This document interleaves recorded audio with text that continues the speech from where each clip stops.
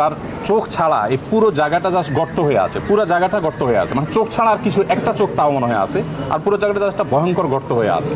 প্রত্যেকটা পেশেন্টের কাছে আমরা গিয়েছি, উপদেষ্টা মহোদয় ছিলেন, সাজিদ ভাই ছিলেন, আমরা অন্যরা ছিলাম। যেটা আপনারা একটু আগে শুনেছেন যে আসন্না ফাউন্ডেশন চ্যারিটেবল অর্গানাইজেশন, আমরা আমাদের নিজস্ব যে তহবিল আছে সেই তহবিল থেকে কোনো প্রকার পাবলিক ডোনেশন নেওয়া ছাড়া আমাদের নিজেদের অন্য সমস্ত প্রজেক্টগুলোকে এই মুহূর্তে স্টপ করে দিয়ে এই প্রজেক্টটা আমরা সর্বোচ্চ প্রায়োরিটি দিয়ে কাজ করছি। কারণ হসপিটালগুলোতে যে দৃশ্য, এই দৃশ্যগুলো যদি কেউ নিজের চোখে না দেখে সে আসলে কোনোভাবে অনুমান করতে পারবে না যে ভয়াবহতা কোন পর্যায়ে পৌঁছেছে।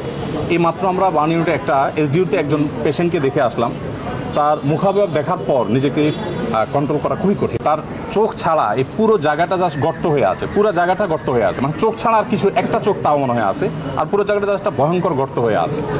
তো আলহামদুলিল্লাহ আমরা এর আগে সাজিদ ভাই এসেছেন, এই পেশেন্টেরই আগের অবস্থার তুলনায় এখন অনেক ভালো। এটা হলো একটা আনন্দের সংবাদ যে তাদের খুব প্রপার ট্রিটমেন্টের মাধ্যমে তারা সুস্থ হয়ে উঠছে। আমরা ফাউন্ডেশন থেকে 5 কোটি টাকা ইতিমধ্যে আলহামদুলিল্লাহ খরচ করেছি। আরও 5 কোটি টাকা আমরা আমাদের অন্যান্য প্রজেক্টগুলোকে সংকুচিত করে হলেও এখানে আমরা খরচ করছি। এবং শুধু আমরা নই, আমার মনে হয় যে সারা দেশের মানুষ তাদের সাথে আছে। আমি বিভিন্ন জায়গায় গিয়েছি, সাধারণ মানুষ তাদের জন্য বিচলিত, সবাই দোয়া করছে।